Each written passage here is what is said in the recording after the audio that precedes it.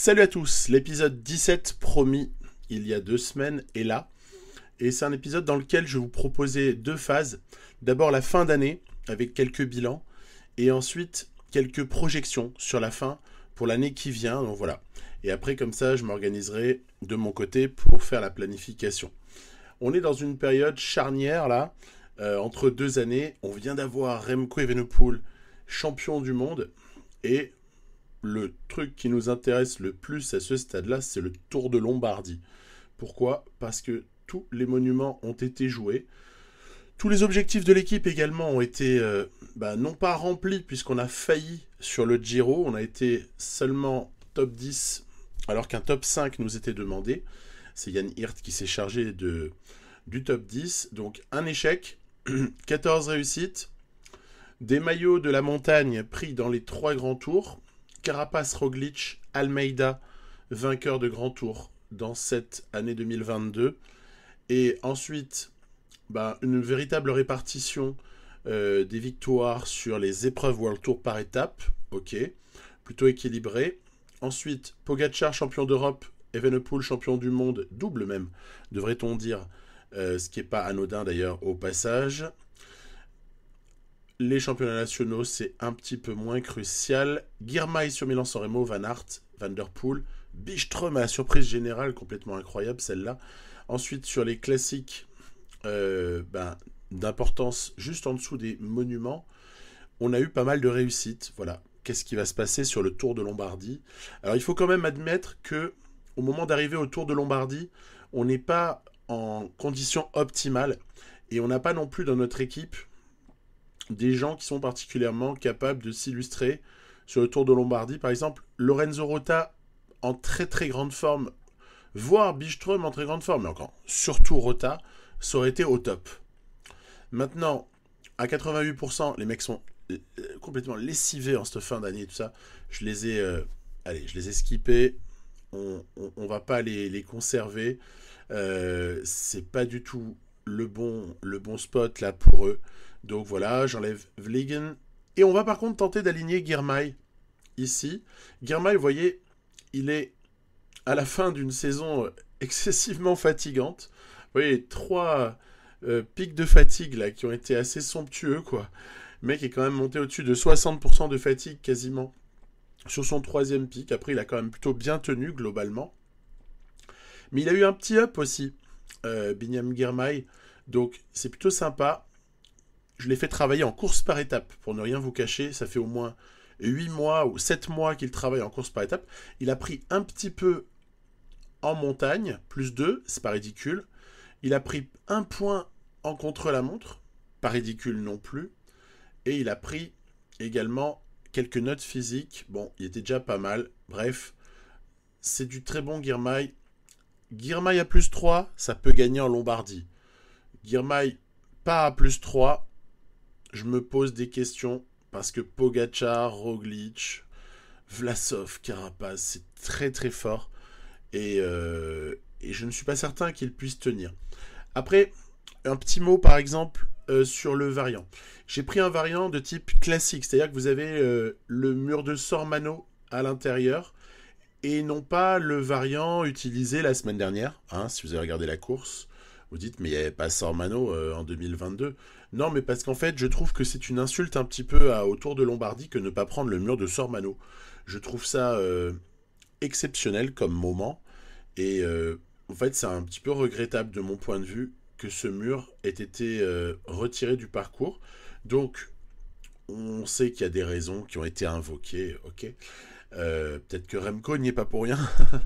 Mais blague à part, ça m'a fortement déçu l'autre jour en regardant la course que de ne pas pouvoir voir une explication des tout meilleurs dans Sormano. Donc ici, c'est avec mur de Sormano, donc c'est parcours un peu classique, dirons-nous, entre 2005 et 2015 et 2020, excepté 2016, qui était une édition tout à fait particulière et qui était d'ailleurs très très intéressante. Et ici, on a quelques velléités de très bons coureurs, comme ça, dès l'approche de Madonna del Ghisallo. Et nous, j'ai protégé 2 coureurs, comme vous le voyez sur les images depuis quelques minutes déjà. Girmay, d'une part, et Zimmermann. Pourquoi? Parce que Zimmerman à +3, ça me semble être quelqu'un qui peut résister aux moments les plus difficiles. Après, gagner, je ne sais pas, mais résister et conserver un petit peu de barre, peut-être, qui sait. Et puis Girmay, parce que j'avais envie de tenter le coup, tout simplement, avec Binyam Girmay, surtout fort de son petit 70 en montagne, j'étais assez heureux. Allez, ça attaque dans le début de Sormano, donc la colma di Sormano. Après, on va passer dans le mur juste après.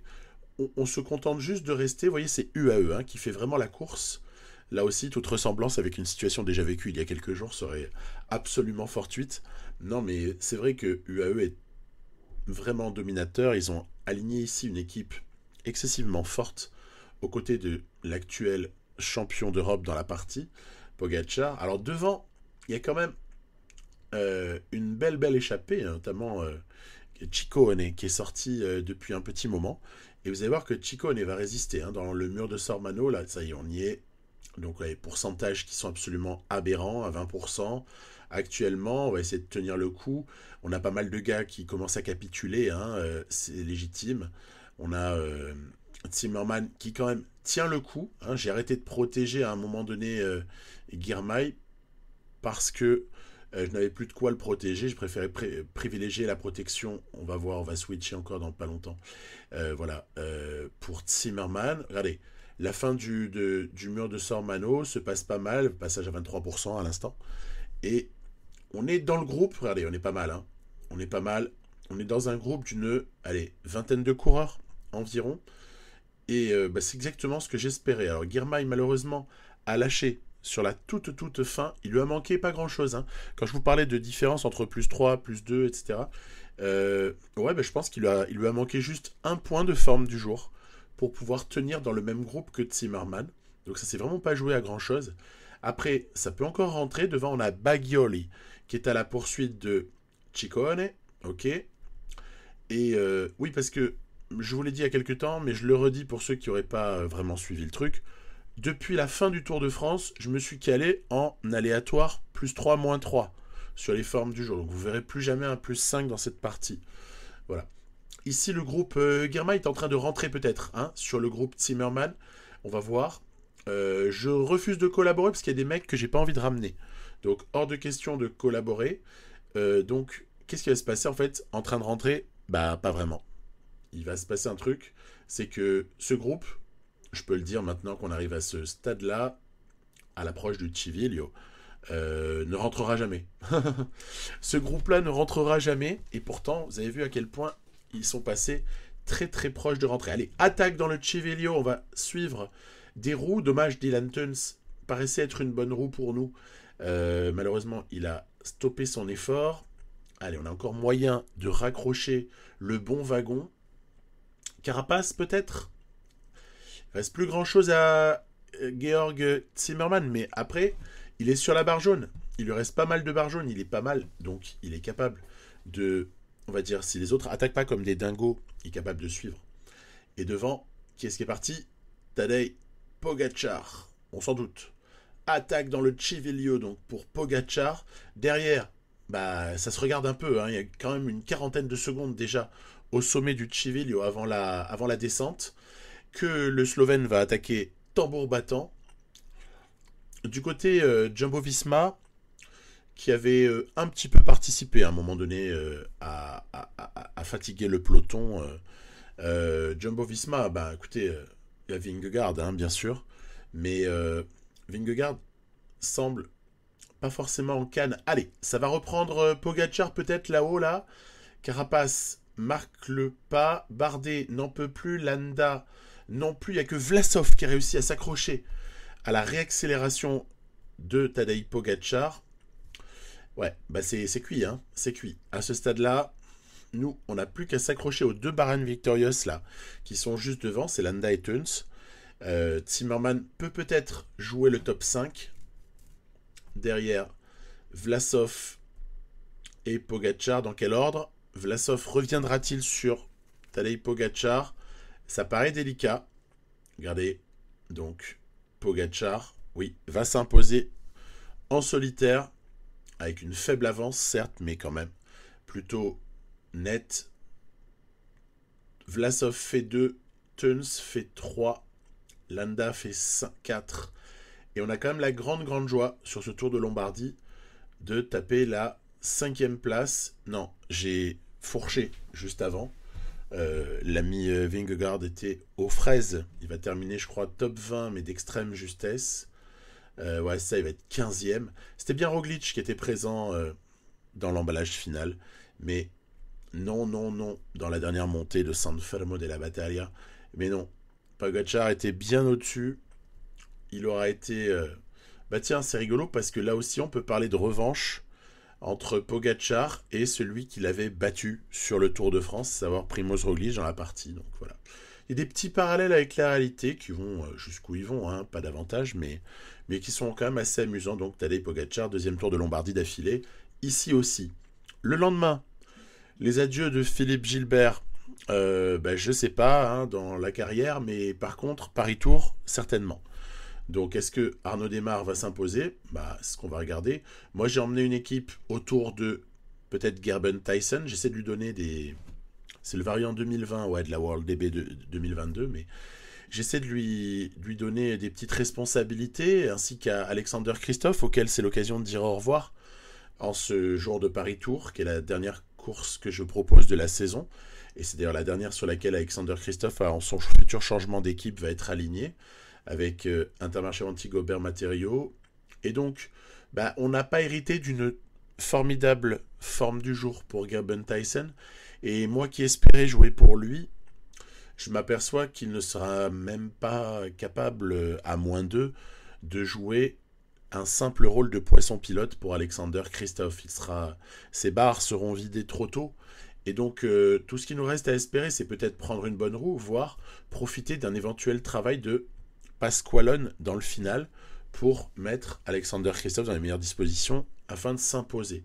Il y a pas mal d'adversité. On se croirait, en fait, le plateau ressemble au plateau d'une Flandrienne. Et le profil, en revanche, n'est pas non plus très différent d'une Flandrienne, puisque quand on analyse le dernier tiers ou dernier quart de cette course, il y a vraiment une allure qu'on pourrait retrouver au mois de mars, à la fin du mois de mars. Hein. Donc, intéressant, final. Le vent s'est un petit peu calmé, il n'aura pas une grande influence ici. On va travailler avec De Gendt, alors que Stuyven a tenté de partir en solitaire, mais s'est fait reprendre. Le but, c'est d'emmener Kristoff, voilà, dans les meilleures dispositions. Pic va travailler, et puis ensuite, ce sera terminé pour lui. Aimé De Gendt va être en charge de lancer Pasqualone, lequel devra jouer avec les virages finaux pour essayer d'emmener Kristoff vers un bon résultat. C'est parti. Pasqualone lance. Oui, je mise sur les virages en fait. Je sais que dans les virages, l'effort est coupé. Et donc, par là même, il faut lancer un petit peu plus tôt que ce qu'on aurait lancé sinon. Allez, Kristoff, Moschetti, Caleb Ewan, Philipsen. Et regardez, c'est encore un autre qui va s'imposer. C'est Fabio Jakobsen qui va revenir comme ça de très très loin. Et qui va sauter tout le monde sur la ligne. Donc, très très jolie victoire pour Fabio Jakobsen. Et la Quick-Step Alpha Vinyl sur ce coup-là. On voit que Mathieu Van Der Poel aura plutôt joué l'équipier de Philipsen sur ce Paris-Tour. Et nous, il va falloir qu'on se contente de cette 4e place qui n'est pas non plus déshonorante, mais qui ne correspond pas exactement à ce qu'on aurait pu espérer pour la sortie de Kristoff dans l'équipe. Voilà. Donc, terminé. Plus de courses cette année. Jakobsen s'impose. Regardez, la remontée est quand même phénoménale. Hein. Il passe tout le monde. Il y a même Ewan qui levait les bras, le pauvre. Eh ben non. En fait, pas du tout. Donc, qu'est-ce qui va se passer ensuite ? Il y a ce fameux vote qui va avoir lieu aux alentours du 19-20 octobre, là, pour le coureur de l'année. Alors là, j'essaie d'être honnête, comme j'essaye de l'être chaque fois. Pas trop partisan, pas trop chauvin vis-à-vis des coureurs de mon équipe. Parce qu'en fait, on a Biniam Girmay qui est numéro 1 mondial UCI sur le classement de l'année. Il a réussi à sauter Roglic à force de victoires en fin d'année. Mais je trouve quand même que le coureur de l'année mérite d'être Primož Roglič. Girmay a quand même fait une pure année, donc il mérite pour moi d'être 2. Puis après, je vais regretter un peu mon vote. Là, je vais finalement estimer qu'Almeida mériterait une place dans le top 5. Pogacar doit y être. Et quand même, que dire de Remco? Elle est mince, quoi. Et du coup, c'est nul parce que Carapaz, vainqueur du Giro, quoi, il est même pas dans le top 5. Alors j'ai essayé de reprendre mon vote après, mais une fois qu'on a mis les 5, bah c'est terminé. Voilà, bon, donc je regrette un peu mon vote, je trouve qu'il est peut-être pas assez réfléchi. En même temps, c'était délicat d'éliminer des gens. J'aurais été plus capable de faire un top 7 ou un top 8, parce qu'il n'y a même pas Van Der Poel, alors qu'il a fait pas mal de victoires, il a été bon. Bon, voilà, vote imparfait. Et par contre, sur le résultat final, bah, par contre, je culpabilise pas trop, parce que Roglic, coureur de l'année, très juste. Girmay 2, et ils ont mis Remco 3. Ok, c'est bien, ça nous fait une bonne petite conclusion pour cette année. Et ensuite, on va passer à la draft. Vous savez, c'est cette fameuse amélioration qui nous a été vendue avec le jeu. Et j'ai été assez surpris. J'étais vraiment surpris. Donc, d'abord, on doit sélectionner les coureurs qu'on doit conserver. Alors, pour mémoire, regardez quels avaient été mes champs de supervision. Hein, ça avait été l'Afrique et ça avait été une partie de l'Europe. En fait, je m'étais calé vraiment sur les territoires du sponsor. Et ensuite, on peut voir qu'il y avait pas mal de rapports qui étaient arrivés pour un certain nombre de coureurs. Ce qui pouvait nous laisser penser que certains d'entre eux étaient des petites pépites. Et après réflexion, j'ai eu du mal un peu à statuer sur qui pouvait réellement m'intéresser. Alors, c'est sûr, ce petit Sven Witteven, il m'intéresse à 17 ans, hollandais, il a un pur potentiel. Ok, bon, on est tous capables de lire les potentiels, mais je vous avoue que j'étais un peu mal à l'aise au moment du recrutement. Alors, donc, choisissez les coureurs que vous devez conserver en équipe U23. Donc là, évidemment, ce sont des mecs qu'on avait déjà cette année, je les avais un peu observés, et j'avais rien vu de faramineux. Du coup, je vais en garder, mais excessivement peu. C'est normal, puisque avant de recruter, la base, c'est de dire qui tu conserves, puisque actuellement, je suis sur un paramétrage à 12 coureurs dans l'équipe U23 d'Intermarché Wanty-Gobert. Du coup, j'ai regardé un peu, j'en garde que deux petits Belges, là, de 19 et 20 ans. Puis après, c'est parti. C'est la draft. Donc, au tour 1, on pouvait choisir qui on conservait. Au tour numéro 2, on peut aller signer, mais il y a déjà des équipes qui ont signé avant nous. Hein. Regardez BNB Hotel qui allait signer ce petit français là, Isidore.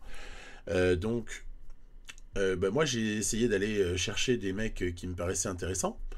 Un poil à l'aveugle, donc ce côté-là j'aime bien, parce qu'on peut ne pas avoir supervisé les bons mecs, hein, finalement, ça donne ça offre la possibilité de se tromper, ce qui est toujours plutôt intéressant dans un jeu, plutôt que nous donner finalement une liste des meilleurs et puis on peut aller se jeter sur les tout meilleurs. Donc ça c'est un aspect que je trouve assez positif. Après, c'est un petit peu délicat d'analyser. On a cette petite, ces 5 étoiles là potentielles pour Gallo également, pour Stéphane là. Bon, il y a quelques petites options qui se présentent à nous. Donc j'ai réfléchi. J'ai essayé de signer ces trois-là, en fait. Et puis après, on verra bien. Hein. Apparemment, il n'y avait que des camps qui avaient été détectés. Bon, allez, on essaye.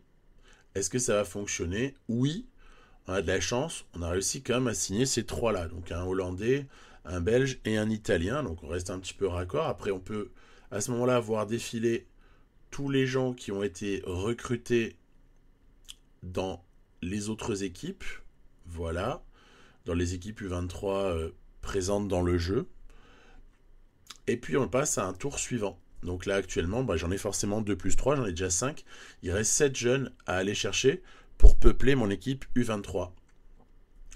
Alors on va essayer d'aller sélectionner. Vous voyez, je suis allé sur ce petit Corentin Dufour. Forcément, Stéphane, Gallo et Descamps, ils ont déjà été recrutés. Donc, on ne peut pas cliquer dessus, c'est logique. Liam, là, on va aller le chercher, celui-là. Et puis après, j'ai décidé de trier par type de note. pour essayer de voir qui est-ce que je pourrais aller chercher. Est-ce que ce petit William Bigot pourrait être pas mal? Est-ce que Brian Carpentier serait préférable pour aller chercher un jeune puncher? On peut pas, puisqu'il est chez Groupama FDJ à ce moment-là déjà. Voilà, c'est assez intéressant. Donc j'ai opté pour un petit érythréen. Je me suis dit c'était bien de poursuivre un peu la filière érythréenne, puisqu'on a recruté Tesfatsion après avoir été évidemment en joie avec le comportement de Binyam Girmay. Ici, en fait, j'ai fait une petite erreur. J'en ai signé que 2, en fait, au tour numéro 3. Du coup, j'en suis à 7, alors que je pourrais déjà être à 8. Donc ça, c'était un petit peu une mégarde de ma part. Tant pis. Tant pis, il faut assumer. Donc il y aurait ce petit Alexandre Martinez. Sinon, on peut se fier au potentiel. On peut aller regarder le petit Sandor Knoll, là, qui a l'air pas mal. Il y a du potentiel, en tout cas, mais il y en a plusieurs qui sont à 4 étoiles. Bon, après, on peut aussi faire un tri. On peut chercher d'une manière ou d'une autre comment repérer les gars qui pourront être assez prometteurs. Donc, je dirais que globalement, ce système de draft n'est pas mal fichu. Euh, Après, il casse pas trois pattes à un canard non plus. C'est-à-dire que, on peut un peu se déchirer avec les autres équipes pour que ce soit pas la même qui signe les 10 meilleurs jeunes qu'on a trouvés. Donc ça, c'est pas mal, cet aspect-là. J'aime bien parce que ça donne un côté équilibré et ça évite que le joueur humain puisse complètement abuser du recrutement de toutes les meilleures pépites. Donc cet aspect-là, je le valide mais amplement. Vous avez vu, je suis allé chercher un petit Hollandais et un autre Érythréen. Donc voilà, comme ça, on a une petite filière de coureurs qui proviennent d'Érythrée. Puis voilà, et bien donc forcément, évidemment, quand j'arrive au tour suivant, il ne reste plus que 3 mecs à recruter. Finalement, il y a pas mal de gars qui ont déjà signé ailleurs. C'est très bien comme ça. Donc j'étais plutôt, quand même, à l'arrivée, j'étais plutôt content de la manière dont cette draft se déroule. Donc il reste voilà des petits Abdou là, éthiopiens. On pourrait se dire pourquoi pas, après tout, allez, Érythrée, et puis Éthiopie, on est assez raccord. Petit Anthony Gaudin, voilà, donc, et puis j'ai complété par un petit Belge. Voilà, donc c'est comme ça que je suis arrivé à 12 coureurs dans mon équipe U23. Après, peut-être qu'il aurait été opportun, vu qu'on a de l'argent, de monter à 15 ou à 18 ou plus le nombre de coureurs. Est-ce que ça nous aurait vraiment permis d'avoir des coureurs fondamentalement meilleurs? Je ne peux pas le promettre. En tout cas, voilà, on suivra l'évolution de ces 12 jeunes. Sûrement que pour la saison d'après, vu que j'ai tendance à gagner de l'argent globalement, je veillerai à augmenter le contingent pour qu'au moment de la draft, on ait peut-être un petit peu plus de tours pour recruter un petit peu plus de monde. On verra. En tout cas, le développement, c'est vrai que c'est toujours un truc qui nous intéresse dans ce genre de jeu. Mais donc c'est à suivre. Hein, donc j'ai pas été époustouflé, mais pourquoi pas. Ce système de draft n'est pas dégueu. Ensuite, qu'est-ce qu'on a recruté au 25 octobre? On a toutes nos recrues qui sont arrivées. Arensman, Benoît, Kwiatkowski, Sylvain Moniquet, Pierre Latour, Tesfatsion, Thibaut Neis, Mike Tennyson, Niels Eikhoff, vous voyez, Œil de Brooks, c'est pas mal. On a tout le monde qui est arrivé, les contrats sont bien en place. Il faut s'occuper de l'entraînement, je l'ai fait, mais c'est barbant, donc je n'en parle pas. Et ensuite, peut-être faire plutôt un récap sur tous les mouvements qu'on a eu dans le peloton. Donc par exemple, Mats Pedersen est parti, il a essayé Bike Exchange, on a vu Ayuso qui partait de UAE, il est chez DSM. Yann Hirt, on s'en doutait qu'il est parti. Sachez qu'il a signé chez DSM. Il est allé remplacer un petit peu en quelque sorte Timon Arensman. Puis ensuite, d'autres mouvements comme Christophe qui est allé chez Trek, Trentin qui a signé avec Vanderpool chez Alpecin. On a Formolo chez Movistar. On a Valscheid chez Ineos, etc. Donc pas mal de petits mouvements à droite à gauche, mais globalement une relative stabilité chez les cadors absolus du peloton. Donc la carrière ne sera pas dénaturée à cause de signatures complètement absurdes en cette deuxième année à venir. Van Hauck, Maclay, Mikkel Bjerg chez Jumbo-Visma, tiens, c'est pas mal, c'est une bonne pioche. Gianni Vermeersch qui va chez Bingoal. On a, voilà, un petit contingent de coureurs qui, comme ça, ont changé d'équipe. Mais bon, rien de problématique. Et quelques temps plus tard, évidemment, arrive la nouvelle saison avec toutes les questions qui peuvent l'accompagner. Et notamment, quelle va être la répartition ? Sur quoi est-ce que je me projette pour l'année à venir ? C'est exactement ce que je vous propose de montrer dans cette fin d'épisode. Et j'attends vos avis. Si y a des petits réajustements que vous voulez absolument voir, eh bien à ce moment-là, il faut me le dire très vite. Voilà. Tour de France. J'ai choisi 2015 parce que beaucoup m'en ont parlé lors des commentaires de l'épisode 12. Donc, on a retenu 2015 pour le tour sur lequel Arensman a été recruté comme leader. Il sera donc leader sur le Tour de France. Ok. Ensuite, le sprinter sera Binyam Girmay et Tiesj-Benoot et Kwiatkowski seront chargés d'épauler Arensman le plus haut possible en montagne. Et en fait, dans toute situation, ce seront eux qui seront les deux coureurs vraiment les plus importants derrière Arensman. J'ai ensuite pas mal réfléchi pour ce qui est de la sélection des équipiers. Pierre Latour, pour ses qualités qu'on connaît. Quinten Hermans, pour une certaine polyvalence, tout comme Byström, accompagneront. Et j'ai pris Mike Teunissen pour être le poisson pilote de Binyam Girmay. Il me semble que c'est une équipe qui peut espérer pas mal de choses. J'ai aussi rajouté 2 remplaçants dans ma planification future parce qu'il peut y avoir des blessures et qu'on a besoin de pouvoir s'adapter. Pour le Giro, j'attends vraiment vos commentaires. Dites-moi lequel vous voulez majoritairement. Il faut que je décide assez rapidement là encore. Donc vous me direz. J'ai choisi de mettre Sylvain Moniquet et Stian Uijtdebroeks leader, je dirais presque co-leader. On ne sait pas en fait. Uijtdebroeks peut avoir un up avant le Giro et Moniquet semble très solide à part la note de contre-la-montre. À voir. Pour le sprint, ce sera Eekhoff et Thijssen qui se partageront le travail. Il y en aura un qui sera peut-être poisson pilote de l'autre.